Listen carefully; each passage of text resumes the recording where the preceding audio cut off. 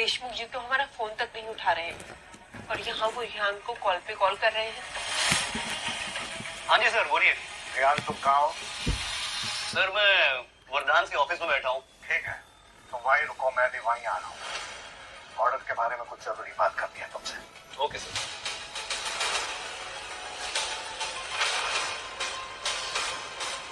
सुना तुम? अच्छा जयराज खुद तुम्हारे ऑफिस में आ रहे हैं पेपर्स को साइन कर, और तुम्हें ये बताने कि वो आज के बाद तुम्हारे साथ कोई भी डील नहीं करेगी, लेकिन तुम अपनी कंपनी को कभी भी बचा सकती हो। बस तुमको अपना ईगो साइड में रख के उससे माफी मांगनी थी। वरदान ना ही कभी किसी के सामने झुके हैं और ना ही कभी किसी के सामने झुकेंगे। ठीक, तुम्हें माफी नहीं मांगनी ना, मत मांगो। और तुम्हें अपनी कंपनी को बचाना है ना, तो उसके लिए तुम्हें मिस्टर जयराज के आने से पहले सीईओ की पोजीशन से अभी कभी रिजाइन करना होगा।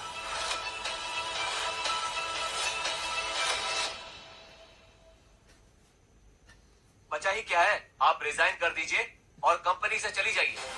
मिस्टर वर्धान ये कभी एक्सेप्ट नहीं करेंगे। उसकी कोई जरूरत नहीं है। मैं आप लोगों की भलाई के लिए खुद ही रिजाइन कर दूंगी।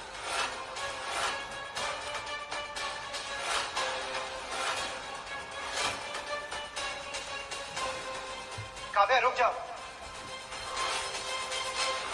पेपर साइन मत करना। बकरा खुद चल कर आ गया कसाई के पास कटने।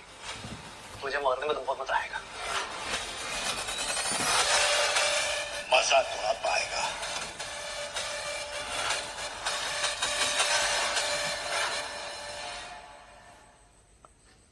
अच्छा किया आपने आप आ गए। काव्या के सामने आपसे डील साइन करने का सपना मेरा पूरा हो जाएगा। ये तुमसे डील करने नहीं आए, ये मेरे और पापा के कहने पर आए हैं। बेटा मुंह बंद रख। ये सही कह रहा है। मैंने फैसला ले लिया है कि अब मैं रॉ मटेरियल वापस वरदान फैमिली को दूंगा, और वो भी डबल।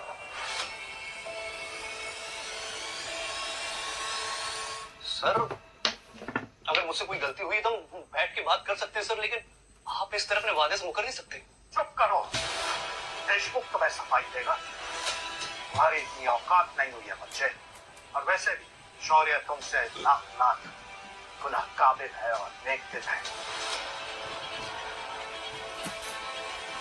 इसलिए ऑर्डर तो ये नहीं मिलेगा। इसने सोचा था शौर्य सर एक दिन देशमुख सर को हमारा पार्टनर बना देंगे।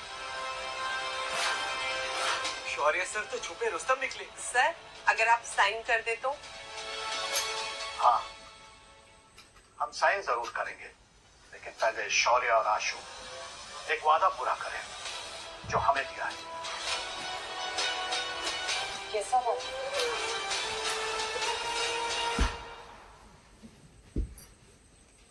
साल से खोई हुई तुलजापुर की अटूट धातु को बनाने की सीक्रेट टेक्निक हमें ढूंढ कर देंगे।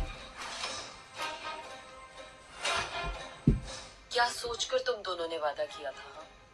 पुराने जमाने में तुलजापुर के लोहार समाज ने माँ देवी तुलजापुर की पूजा की, उसके बाद हथियार बनाने की कला सीखी, और फिर वो तकनीक कला उन्होंने दुनिया से छुपा दी। और जब से मैंने होश संभाला है, मैंने अपना पूरा जीवन उस गुप्त विद्या को ढूंढने में निकाल दिया।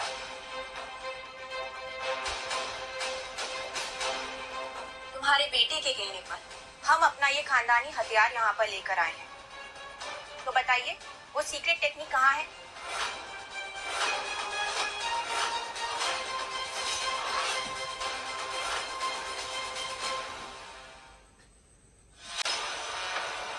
आशु, ये कोई मजाक नहीं है।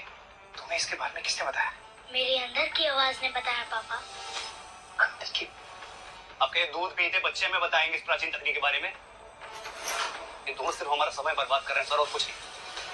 हम दोनों अभी क्या करने वाले हैं, ये सबके सामने आ जाएगा। हे भगवान, प्लीज हर बार की तरह इस बार भी आशु की बात सच कर देना।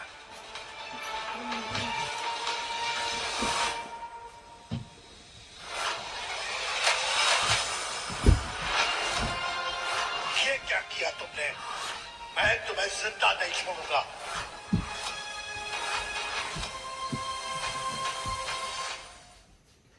कुत्ता पालो बिल्ली पालो, मगर कभी गलत गलतफहमी मत मानो।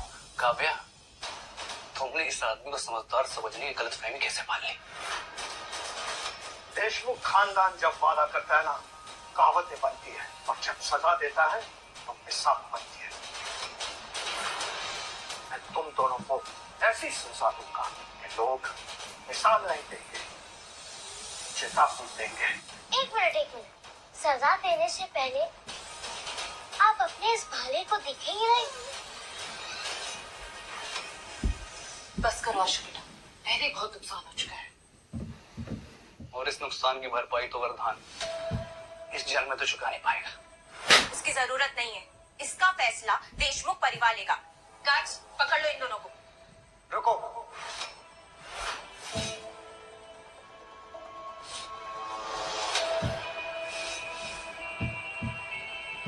लीजिए सेठ जी।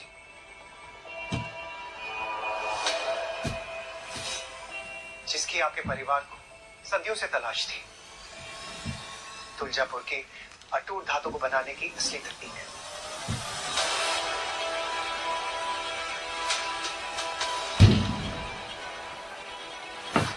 ये शौर्य सच में छुपा हुआ हीरा है, और कितना अच्छा इंसान भी। ये सब जरूर इसकी कोई चाल है। मैं नहीं मानता, एक राह चलते लफंगे ने इतने प्राचीन खजाने का पता ढूंढ निकाला। ये भाला नकली है, इसने चेंज किया इसको। क्या?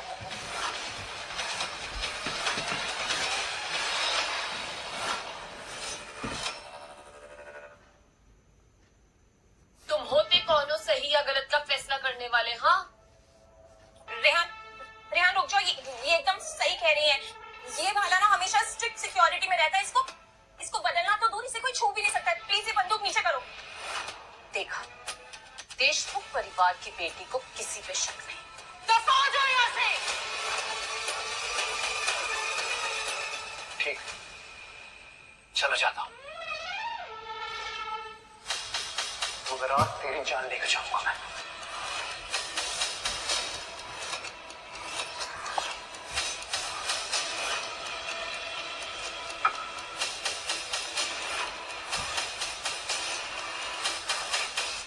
ठीक, आज तो बच गया शौर्य। तेरा दिन था, मगर मेरी बात आज ध्यान से सुन ले। आज की बात, तुझे बर्बाद करना मेरा गुस्सा नहीं है, मेरी जिद है।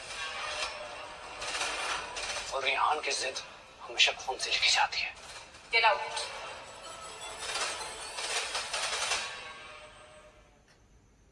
हाँ ठीक था। Fine. काव्या, तुम्हारे पति और बेटा हमें पसंद आए।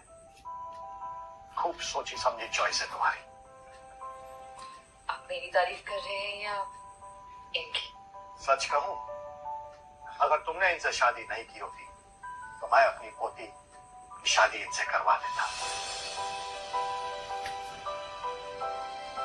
सेठ जी, आप मुझे शर्मिंदा कर लें। तारीफ की आदत डाल लो शौर्य। कुछ ही दिनों में काव्या के दादाजी का 70वां बर्थडे है, और हम वहां जरूर आएंगे बधाई देने। अच्छी जरूर। पर एक बात तो मैं समझ गई, चाहे मेरे पति को पसंद हो या ना हो, तारीफ के काबिल तो है।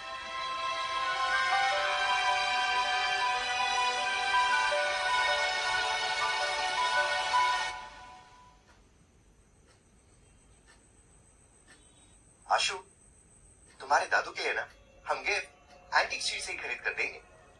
यहाँ ढूंढे तो खजाना भी मिल जाए। मैंने इस पे बहुत रिसर्च की है। मुझे तो ये समझ में नहीं आता है कि मैं तुम्हारा